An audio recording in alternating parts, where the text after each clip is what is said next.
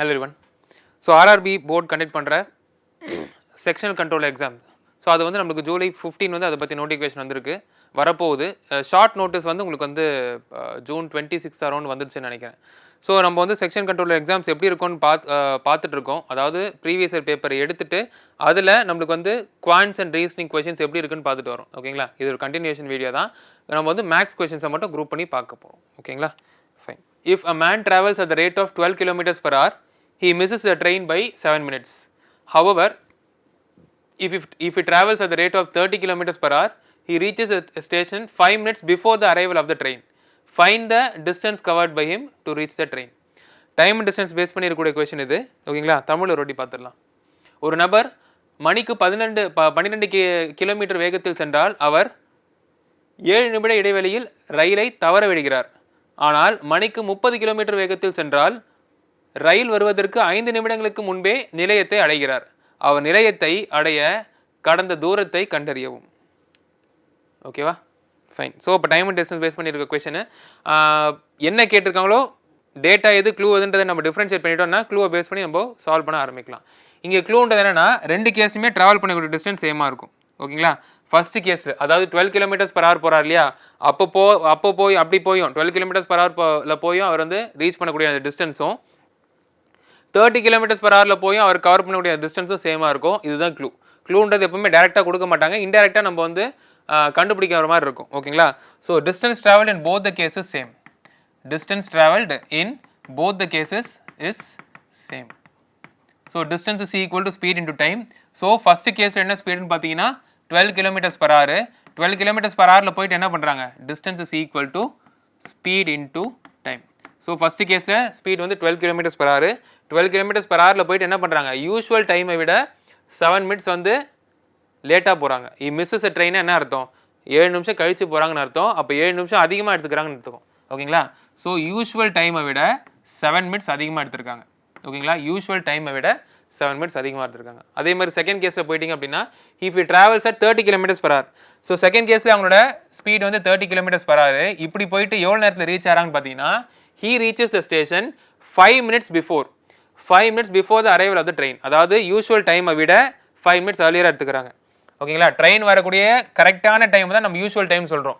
எக்ஸாக்டாக ட்ரெயின் வரக்கூடிய டைமை தான் நம்ம யூஸ்வல் டைம் அப்படின்னு சொல்கிறோம். ஸோ எக்ஸாக்ட் டைமை விட அவங்க என்ன பண்ணியிருக்காங்க, 5 மினிட்ஸ் ஏர்லியராகவே போயிடுறாங்க. இப்படி கவர் பண்ணால் வரக்கூடிய டிஸ்டன்ஸும் இப்படி கவர் பண்ணால் எடுக்கக்கூடிய டிஸ்டன்ஸும் சேம்னு சொல்கிறோம். இப்போ ரெண்டுத்தையும் ஈக்குவேட் பண்ணோம் அப்படின்னா ஒரு அன்னோன் வேரியபிள் இருக்குது டீயோட வேல்யூ என்னன்றது கண்டுபிடிச்சிடலாம். So 12t + 84 is equal to 30t minus 150. So T எல்லாம் ஒரு சைடு கொண்டு போயிட்டீங்க அப்படின்னா இந்த சைடு 18t வரும். இங்கே 180 + 84. ஸோ இங்கே இருக்கக்கூடிய -84 ஆப்போசிட்டில் -180 ஆப்போசிட்டில் பிடிச்சா +180. 8 + 5 13, 234. ஸோ டைம் என்னவாக இருக்கும், கேன்சல் பண்ணிக்கலாமா, 9 டேபிளில் கேன்சல் பண்ணிக்கலாமா. 9 2s are 18, இங்கே 9 2s are 18, 9 6s are 54, இங்கே 2 13. ஸோ 13 மினிட்ஸ் தான் என்னவாக இருக்கும்னு பார்த்தீங்கன்னா அந்த ட்ரெயின் வரக்கூடிய எக்ஸாக்டான டைமாக இருக்கும். இதை கொண்டு போய் ரெண்டு ஈக்குவேஷன் ஏதாவது ஒரு ஈக்குவேஷன் கொண்டு போய் சப்ஸ்டியூட் பண்ணிங்க அப்படின்னா அந்த டிஸ்டன்ஸ் ட்ராவல் எவ்வளோன்றது கிடச்சிரும். அதானே கேட்குறாங்க, find the distance covered by him to reach the train. ஓகேங்களா, ஸோ ஃபஸ்ட்டு கேஸில் இருக்கக்கூடிய டிஸ்டன்ஸை ஃபஸ்ட்டு கேஸில் இருக்கக்கூடிய அந்த வேரியபிள்ஸ் எடுத்துக்கலாம், இல்லை செகண்ட் ஈக்குவேஷன் நம்ம எடுத்துக்கலாம். எந்த ஈக்குவேஷன் எடுத்திங்கனாலும் வரக்கூடிய அந்த டிஸ்டன்ஸு சேமாக இருக்கும். So distance is equal to, நான் ஃபஸ்ட்டு கேஸே எடுத்துக்கிறேன் 12. இது யூனிட் பார்த்தீங்கன்னா கிலோமீட்டர் பர் ஹவரில் இருக்குது. Next t + 7. இந்த 7 பார்த்தீங்க அப்படின்னா மினிட்ஸில் இருக்குது. மினிட்ஸில் இருக்கிறத ஹவர்ஸுக்கு கன்வெர்ட் பண்ணணும். ஏன்னா நம்ம யூனிட்ஸாக த்ரூ அவுட்டாக சேமாக வச்சுக்கிட்டா தான் நம்மளுக்கு கரெக்டான ஆன்சர் வரும். ஸ்பீடை கிலோமீட்டர் பர் ஹவரில் வச்சுக்கிட்டு டைமை மினிட்ஸை வச்சுக்கிட்டோம் அப்படின்னா நம்மளுக்கு அது சால்வ் பண்ணும்போது கரெக்டான ஆன்சர் வராது. இது கிலோமீட்டர் பர் ஹவர்னா இது ஹவர், இது மீட்டர் பர் செகண்ட்னா இது செகண்ட், இது மீட்டர் பர் மினிட்னா இது மினிட். அப்படி தான் நம்ம எடுத்துக்கணும். ஓகேங்களா, ஸோ டைம் வந்து என்னவாக இருக்கும்னு பார்த்தீங்கன்னா யூஸ்வல் டைம் வந்து 13 + 7 வந்து 20. So 20 divided by 60. 20 divided by 60. So 12 5s are 5, 4s are. So distance travelled அதாவது டிஸ்டன்ஸ் கவர்டு என்னவாக இருக்கும்னு பார்த்தீங்கன்னா 4 கிலோமீட்டர்ஸ். டிஸ்டன்ஸ் கவர்டு என்னவாக இருக்கும்னு பார்த்தீங்கன்னா 4 கிலோமீட்டர்ஸ். ஓகேங்களா, ரொம்ப சிம்பிளான கொஷின் தான், ரெண்டே ஸ்டெப்பில் சால்வ் பண்ணிடலாம். ஃபஸ்ட்டு டைம் வந்து அந்த டைம் டேக்கன், ஒரு ரெஃபரன்ஸ் டைம் வைக்கிறாங்களா, ரெஃபரன்ஸ் டைமோட 7 நிமிஷம் லேட்டாக போகிறாங்க, ரெஃபரன்ஸ் டைமோட 5 நிமிஷம் ஏர்லியராக போகிறாங்கன்ட்டு அந்த ரெஃபரன்ஸ் டைம் என்னன்றதை கண்டுபிடிக்கணும். கண்டுபிடிச்சோம் அப்படின்னா டிஸ்டன்ஸ் ட்ராவல் எவ்வளோன்றதை கண்டுபிடிச்சிடலாம். ஓகேவா, next the HCF of two numbers is 12 and their product is 31104. How many such pairs of numbers are possible? So LCM HCF base பண்ணி இருக்கக்கூடிய question, அந்த டாபிக்கை பேஸ் பண்ணி இருக்கக்கூடிய question. இரு எண்களில் மீச்சிறு பொது வகுத்தி, ஓகேங்களா, இரு எண்களின் மீச்சிறு பொது வகுத்தி 12 மற்றும் அவற்றின் பெருக்குத்தொகை 31104 ஆகும். இத்தொகையை எண் ஜோடிகள் எத்தனை சாத்தியம், ஓகேங்களா, இத்தகைய எண் ஜோடிகள் எத்தனை சாத்தியம். ஸோ இப்போது அந்த ரெண்டு நம்பர்ஸோட HCF 12 ஆகவும் அந்த ரெண்டு நம்பர்ஸோட ப்ராடக்ட் 31104 ஆகும் கொண்ட பேர்ஸ் வந்து எத்தனை இருக்குன்னு கேட்குறாங்க. எத்தனை பேருக்கு சேம் HCF இருக்குது, எத்தனை பேருக்கு சேம் ப்ராடக்ட் வருதுன்னு கேட்குறாங்க, ஓகேங்களா, ஃபைன். ஸோ நமக்கு என்ன தெரியும், நம்ம ரெண்டு நம்பர்ஸ் இருக்குது அப்படின்னாலே LCM into HCF is equal to number 1 into number 2, அதாவது ப்ராடக்ட் ஆஃப் டூ நம்பர்ஸ். இங்கே நம்பர் 1 நம்பர் 2 தனித்தனியாக தெரியாது, அதோட ப்ராடக்ட் கொடுத்துருக்காங்க 31104. இதில் LCM HCF என்னன்றது கொடுத்துருக்காங்க 12, நம்ம LCM என்னன்றதை கண்டுபிடிச்சிடலாம், ஓகேங்களா, LCM என்னன்றதை கண்டுபிடிச்சிடலாம். ஸோ சால்வ் பண்ணோம் அப்படின்னா 12 1s are 12, okay sorry 12 2s are 24 carry over 7, 12 5s are 60 carry over 11, 12 9s are 108 carry over 2, 12 2s are 24. So அப்போது LCM என்னவாக இருக்கும்னு பார்த்தீங்கன்னா 2592. LCM என்னவாக இருக்கும்னு பார்த்தீங்கன்னா 2592. இது வரைக்கும் கிளியரா? So product of two numbers is equal to LCM of those two numbers into HCF of those two numbers. இந்த 4 டேட்டாவில் ஏதாவது 3 டேட்டா கொடுத்துட்டு 4வது கேட்டாங்கன்னா நம்ம கண்டுபிடிச்சிடலாம். அந்த மாதிரி நம்ம இங்கே LCM என்னன்றது கண்டுபிடிச்சிருக்கோம். நெக்ஸ்ட்டு நம்பர் ஆஃப் பேர்ஸ் கேட்குறாங்க. ஸோ நம்பர் ஆஃப் பேர்ஸ் கண்டுபிடிக்கிறதுக்கு நம்மளுக்கு ஃபார்முலா தெரியும் இல்லையா, என்னன்னு பார்த்தீங்கன்னா LCM divided by HCF. LCM divided by HCF எனக்கு ஒரு ரிசல்ட் கொடுக்குது.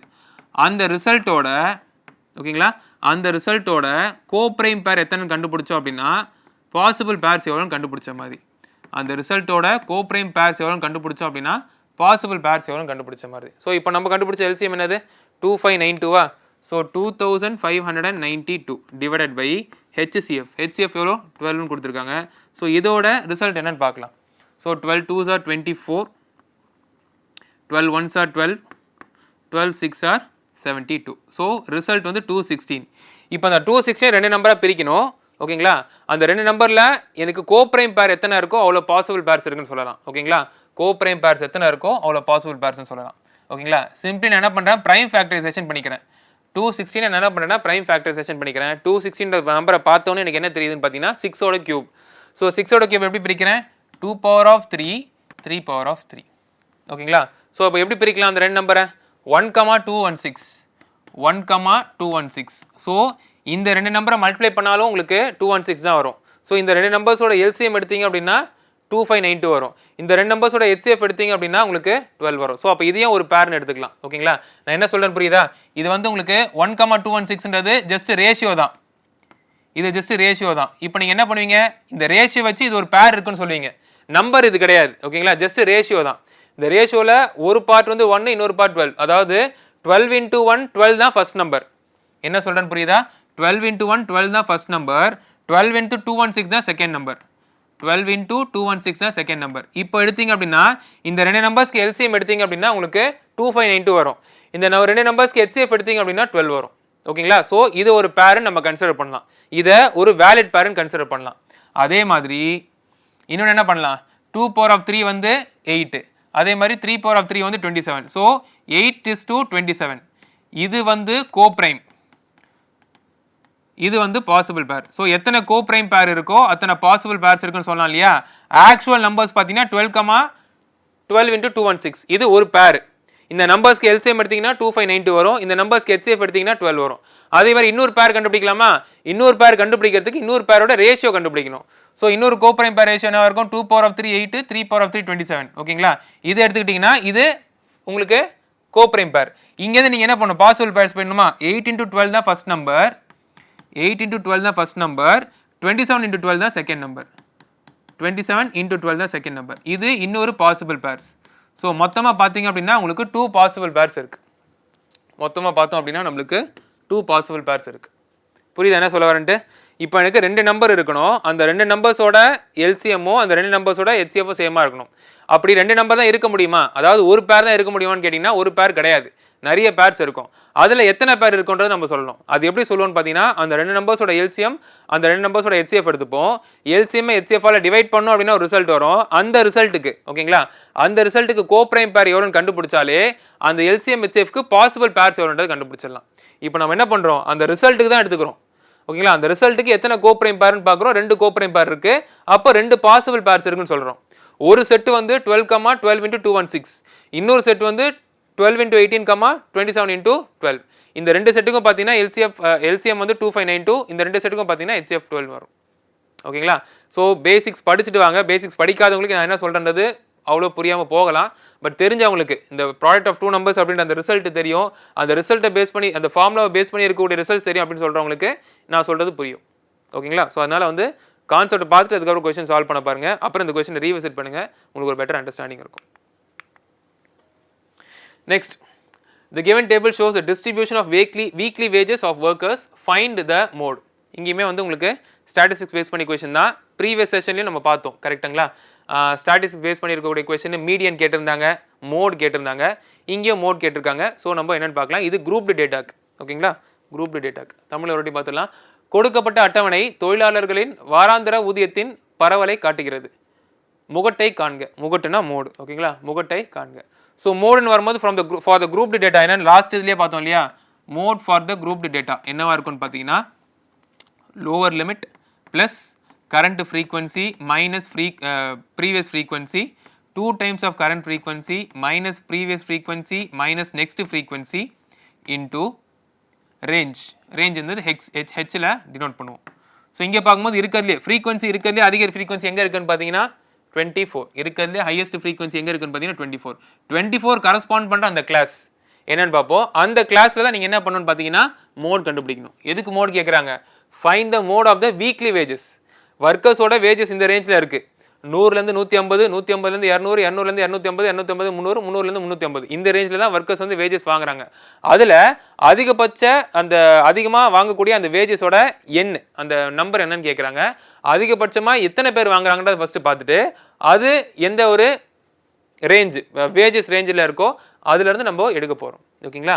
ஃபைன். ஸோ லோவர் லிமிட்னு பார்க்கும்போது 250 ப்ளஸ் ஃப்ரீக்வன்சின்னு பார்க்கும்போது கரண்ட் ஃப்ரீக்வன்சி 24 மைனஸ் ப்ரீவியஸ் ஃப்ரீக்வன்சின்னு பார்க்கும்போது previous frequency 15 divided by 2 times of current ஃப்ரீக்வன்சின்னு பார்க்கும்போது 48 minus previous frequency 15 minus next ஃப்ரீக்வன்சியும் 15 இன்டூ ரேஞ்சு பார்த்தீங்க அப்படின்னா 250 300 பார்க்கும்போது ரேஞ்ச் வந்து 50, ரேஞ்ச் வந்து 50 ஓகேங்களா.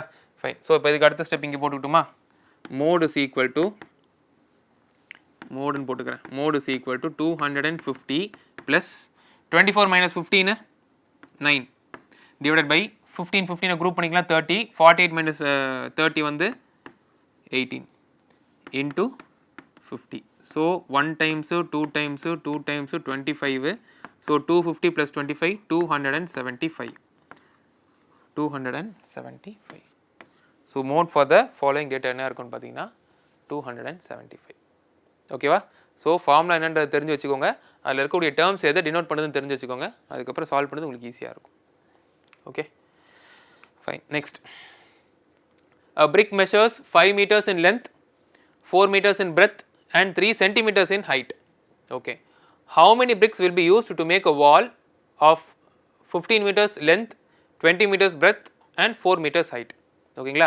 இந்த பிரிக்ஸ் எல்லாம் யூஸ் பண்ணி ஒரு வால் ஒன்று கிரியேட் பண்ணணும், ஒரு வால் ஒன்று பில்டு பண்ணணும். அதுக்கு எத்தனை பிரிக்ஸ் தேவைப்படும்னு கேட்குறாங்க. தமிழ் ஒரு வாட்டி பார்த்துலாமா. ஒரு செங்கலின் நீளம் 5 மீட்டர், அகலம் 4 மீட்டர் மற்றும் உயரம் 3 சென்டிமீட்டர் ஆகும். 15 மீட்டர் நீளம், 20 மீட்டர் அகலம் மற்றும் 4 மீட்டர் உயரம் கொண்ட ஒரு சுவரை எழுப்ப எத்தனை செங்கற்கள் தேவைப்படும்? எத்தனை செங்கற்கள் தேவைப்படும்? ஓகேங்களா. ஃபைன். ஸோ அப்போது மொத்தமாக பார்த்தா நம்ம என்ன சொல்லலாம், வால்யூம் எடுத்துக்கலாமா. So volume of the wall is equal to volume of one brick into number of bricks. Volume of one brick into number of bricks. So volume of the wall na wall oda volume enadhu, length 15 meters, breadth 20 meters, height 4 meters. This is equal to volume of one brick. ஒரு brick-ஓட volume என்னது? Length 5 meters, breadth 4 meters, height 3 centimeter. Centimetre metre convert பண்ணோம். நீங்கள் solve பண்ணும்போது already சொன்ன மாதிரி தான் units எல்லாமே சேமாக வச்சுக்கணும். யூனிட்ஸ் எல்லாமே சேமாக வச்சுக்கிட்டான் அப்படின்னா உங்களுக்கு வரக்கூடிய ஆன்சர் கரெக்டாக இருக்கும். Into number of bricks. ஓகேங்களா? Into number of bricks. இதுக்கப்புறம் சால்வ் பண்ணலாமா? ஸோ இங்கே இருக்கிற 4 இங்கே இருக்கிற 4ஓட கேன்சல் ஆகும். நெக்ஸ்ட்டு இங்கே இருக்கிற 5 இங்கே இருக்கிற 5ஓட கேன்சல் ஆகும். நெக்ஸ்ட் இங்கே இருக்கிற 3 இங்கே இருக்கிற 3ஓட கேன்சல் ஆகும். லாஸ்ட் எடுத்து போட்டிங்க அப்படின்னா n is equal to 20 இங்கே followed by 2 0, so 2000. Number of bricks எவ்வளோன்னு பார்த்தீங்க அப்படின்னா 2000. எல்லாமே 2ஓட டூலில் தான் வந்திருக்கு. But number of digits number of zeros எவ்வளோன்றது பாருங்கள். 20 இருக்கலாம், 200 இருக்கலாம், 2000 இருக்கலாம், 20,000 இருக்கலாம். ஸோ இங்கே நீங்கள் கேல்குலேஷன் மிஸ்டேக் ஏதாவது பண்ணாமல் இருந்தீங்க அப்படின்னா வரக்கூடிய ஆன்சர் உங்களுக்கு கரெக்டாக இருக்கும். இதுவும் மென்சுரேஷன் பேஸ் பண்ணியிருக்க கொஸ்டின் தான். நம்ம இது வரைக்கும் பார்த்ததுலேயே மென்சுரேஷன் பேஸ் பண்ணியிருக்க கொஸ்டின் தான் அதிகமாக பார்த்துருக்கோம். ஆவரேஜில் ஒரு 3-4 கொஸ்டின் பார்த்துருக்கோம். மென்சுரேஷனில் 5 தாண்டி போகுது கொஸ்டின்ஸ். ஸ்டாட்டிஸ்டிக்ஸில் ஒரு 2-3 கொஸ்டின் பார்த்தோம். 2 மோடு ஒரு மீடியன் வச்சு ஒரு கொஸ்டின் பார்த்தோம். ஓகேங்களா? ஸோ அப்போது பாருங்கள் ஃப்ரீக்வன்சி எதுக்கு அதிகமாக இருக்குன்னு பாருங்கள். அதில் அதிக வெயிட்டேஜ் கொடுங்க. That doesn't mean you need not concentrate on other subjects. ஓகேங்களா? அதர் டாபிக்ஸ் வந்து நீங்கள் அப்படியே இக்னோர் பண்ணிருக்கணும்னு சொல்ல வரல. இங்கே அதிகமாக கேட்டிருக்காங்க, எக்காரத்துக்கு வந்து அதை விட்டுறாதீங்க. அது மட்டும் சொல்கிறேன். ஓகேங்களா? ஃபைன். நெக்ஸ்ட் சிம்பிளிஃபிகேஷன் பேஸ் பண்ணியிருக்க கொஸ்டின். ஓகேங்களா? ஸோ அடுத்து பார்க்கும்போது ரூட் ஆஃப் எதுவுமே கொடுக்கலன்னா ஸ்கொயர் ரூட்னு எடுத்துக்கப்போம். Square root of 289. So square root of 289ன்றது 17 சொல்லலாம். அதுக்கப்புறம் 289 தான் வந்திருக்கு. ஆனால் டிஜிட்ஸ் வந்து என்ன இருக்கும் பார்த்தீங்கன்னா 1 2 3 4 டிஜிட் முன்னாடி ஒரு பாயிண்ட் வந்திருக்கு. ஸ்கொயர் ரூட்டில் எடுக்கும் போது 4ன்றது 2ஆக மாறிடும். ஓகேங்களா? ஸோ 0.17. 17க்கு முன்னாடி ஒரு பாயிண்ட் வருது. ஸோ 0.17 எல்லாத்தையும் ஆட் பண்ணிக்கலாமா? ஆட் பண்ணலாம். ஆட் பண்ணால் நம்மளுக்கு என்ன வரும்? அதாவது இது இங்கே வந்துடும் 17 + 0.17. ஓகேங்களா? 17 + 0.17. So 17.17 17.17 minus 484. ஸோ 484ன்றது எதோட ஸ்கொயர்னு தெரியலையா? 22ஓட ஸ்கொயரு. இங்கே டிஜிட்டுக்கு அப்புறம் 2 பாயிண்ட் இருக்குது. ஸ்கொயர் ரூட் எடுத்திங்கன்னா டிஜிட்டுக்கு அப்புறம் உங்களுக்கு 1 வந்துடும். ஸோ 2.2. ஸோ 7 9 4 1. ஸோ 14.97. 14.97. ரொம்ப சிம்பிளான சிம்பிளிஃபிகேஷன் பேஸ் பண்ணியிருக்க கொஸ்டின் தான். ஸோ டிஜிட்ஸை மட்டும் கரெக்டாக எடுத்து போடுங்க. அந்த பாயிண்ட் வந்து டெசிமல் பாயிண்ட் வந்து எங்கே வரும்ன்றதை கரெக்டாக ப்ளேஸ் பண்ணிட்டீங்க அப்படின்னா வரக்கூடிய ஆன்சரும் உங்களுக்கு கரெக்டாக இருக்கும். ஓகேவா? ஃபைன். நெக்ஸ்ட் அடுத்தது சிம்பிளிஃபிகேஷன் பேஸ் பண்ணியிருக்க கொஸ்டின் தான். அது என்னன்றது பார்க்கலாம். ஓகேங்களா? ஸோ மல்டிப்ளிகேஷனில் தான் இருக்குது. இருக்கக்கூடிய சயின்ஸ் பார்த்தீங்கன்னா நியூமரேட்டரில் மல்டிப்ளிகேஷன் இருக்குது, டினாமினேட்டரில் மல்டிப்ளிகேஷன் இருக்குது. பேஸ் எல்லாமே சேமாக இருக்குது. ஓகேங்களா? இங்கே 98 இங்கே 98, இங்கே 18 இங்கே 18, இங்கே 2 இங்கே 2. ஓகேங்களா? ஸோ நம்ம என்ன பண்ணலாம்? a power of m divided by a power of n. இதை நம்ம என்ன எடுத்துப்போம்? a power of m minus n. Base சேமாக இருக்குது, பவர்ஸ் வேறு வேறு இருக்குது, டிவிஷன் இருக்குது அப்படின்னா பேஸ் அதே பேஸ் எடுத்துக்கிட்டு பவர்ஸை மட்டும் மைனஸ் பண்ணி போடுவோம். ஸோ அதே மாதிரி பார்க்கும்போது 98 power of 6 minus 5 1 into 18 power of 14 minus 13 1 into 2 power of 15 minus 13 2. 2 power of 15 minus 13 2. So இதை நம்ம சால்வ் பண்ணணும். ஓகேங்களா? Fine. So 98 into 18 into 4. So 18 4 தான் 72வா? So 72 into 98. ஸோ இதை நம்ம எப்படி சால்வ் பண்ணலாம்? 78 into 100 minus 78 into 2. 72, அதாவது 72 into 100 7200 minus 72 into 2 144. So 10 minus 4 6. இன்னொரு டிஜிட் பாருங்கள், இதுதான் வரும். Next 9 minus 4 5. ஓகேங்களா? 1 minus 1 0 7.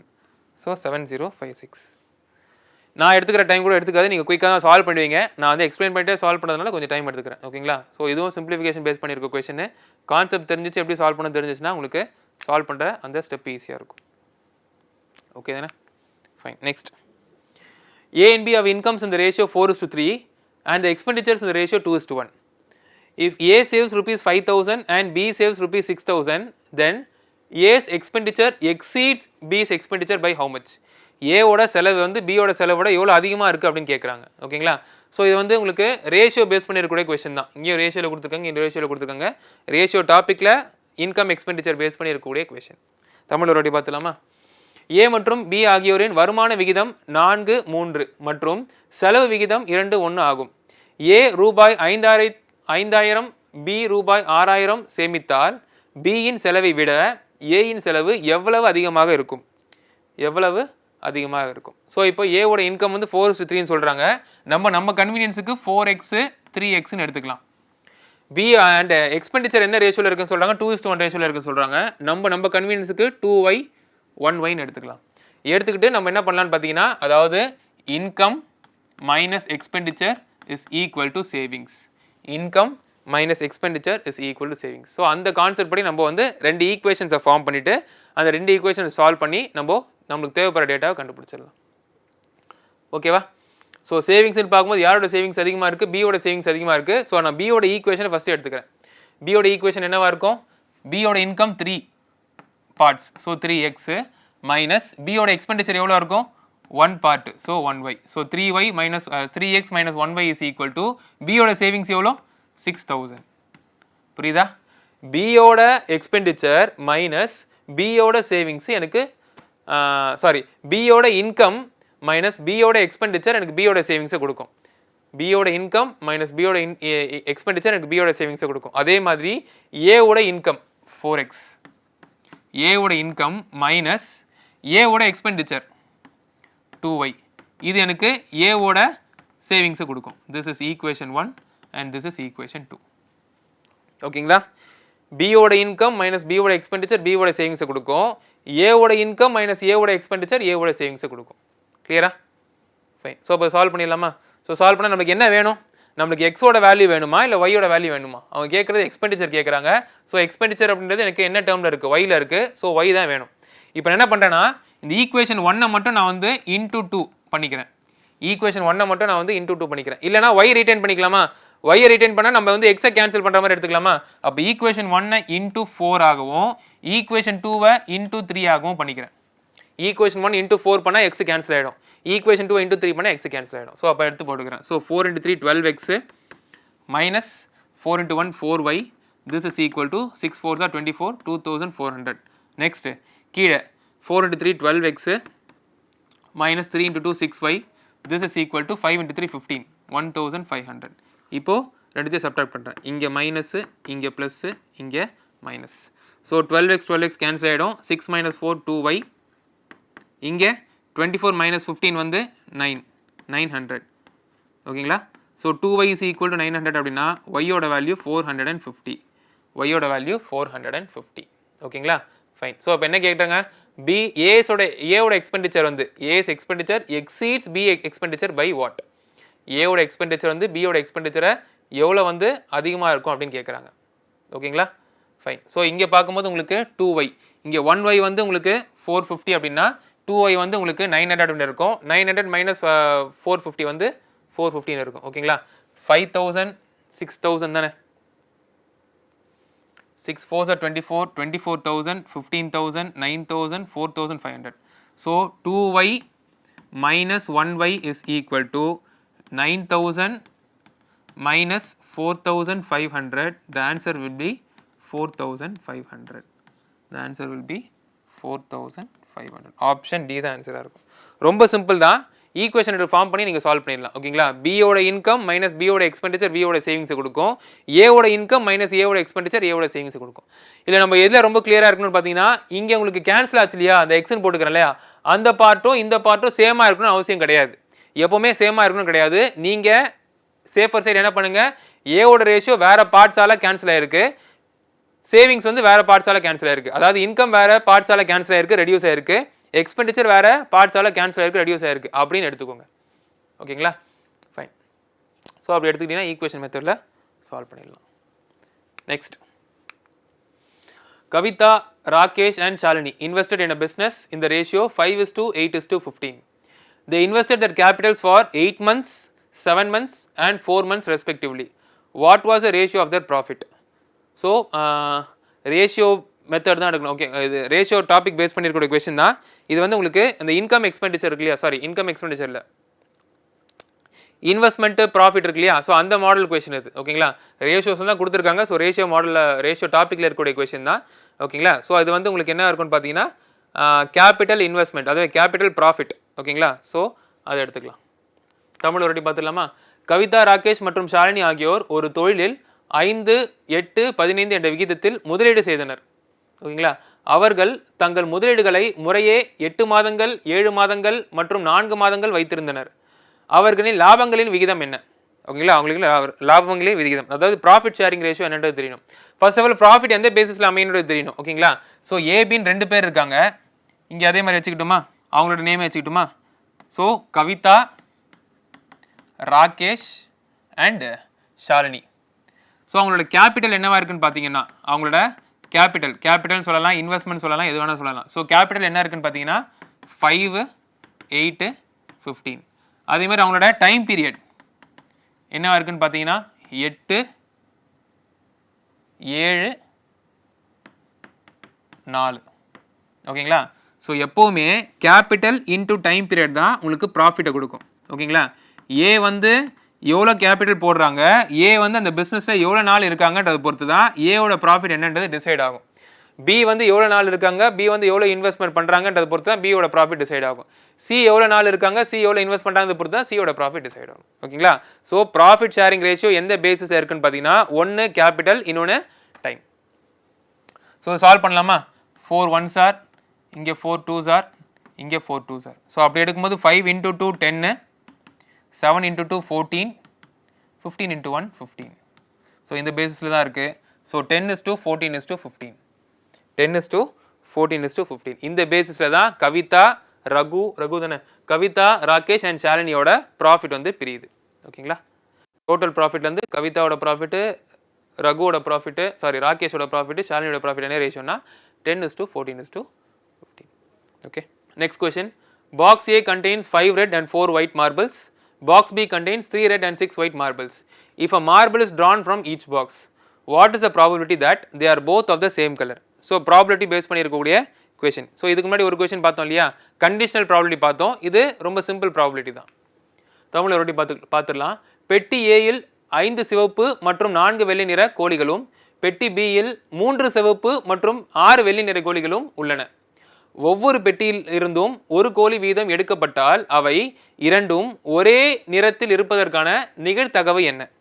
ப்ராபபிலிட்டி, நிகழ்தகவு என்ன அப்படின்னு சொல்கிறாங்க. ஓகேங்களா? ஸோ ஒரு பாக்ஸ்லேருந்து ஒரு மார்பிள் எடுக்கிறாங்க, ரெண்டுமே சேம் கலரில் இருக்கணும்னு சொல்கிறாங்க. ஒன்று ரெண்டுமே ரெட் கலரில் இருக்கணும், இல்லை ரெண்டுமே ஒயிட் கலரில் இருக்கணும். அதுக்கு எவ்வளோ ப்ராபபிலிட்டி இருக்குன்னு கேட்குறாங்க. அதுக்கு எவ்வளோ ப்ராபபிலிட்டி இருக்குன்னு கேட்குறாங்க. ஸோ இது காம்பினேஷன் பேஸில் போடலாமா? ஸோ அப்போது மொத்தமாக பார்த்தீங்க அப்படின்னா, ஸோ அதாவது number of outcomes divide by number of favourable outcomes divide by total number of outcomes. So denominator first எழுதிக்கலாம். ஸோ நம்பர் ஆஃப் அவுட்கம்ஸ் எவ்வளோன்னு பார்க்கலாம். ஸோ ஃபஸ்ட்டு பார்த்தீங்கன்னா 9 மார்பிள்ஸ் இருக்குது. இந்த 9 மார்பிள்ஸ்லேருந்து 1 மார்பிள் எடுக்கிறாங்க. அதே மாதிரி பாக்ஸ் பியில் பார்த்தீங்கன்னா 9 மார்பிள்ஸ் இருக்கா, பாக்ஸ் பியில் 3 and 6 9 மார்பிள்ஸ் இருக்குது. அந்த 9 மார்பிள்ஸ்லேருந்து 1 மார்பிள் தான் எடுக்கிறாங்க. ஓகேங்களா? ஃபஸ்ட்டு பாக்ஸ் ஏல மொத்தமாக இருக்கிறது 9 மார்பிள், அதில் 1 எடுக்கிறாங்க. பாக்ஸ் பியில் பார்த்தீங்கன்னா 9 மார்பிள், அதில் 1 தான் எடுக்கிறாங்க. ஸோ உங்களுக்கு போடுறது இப்படி தான் போடணும், 9 CE 1 இப்படி தான் போடணும். எனக்கு வந்து ஸ்பேஸ் இஷ்யூஸ் இருக்கிறதுனால நான் இந்த மாதிரி எடுத்து போட்டுக்கிறேன். ஓகேங்களா? Kindly ignore this. Okay fine.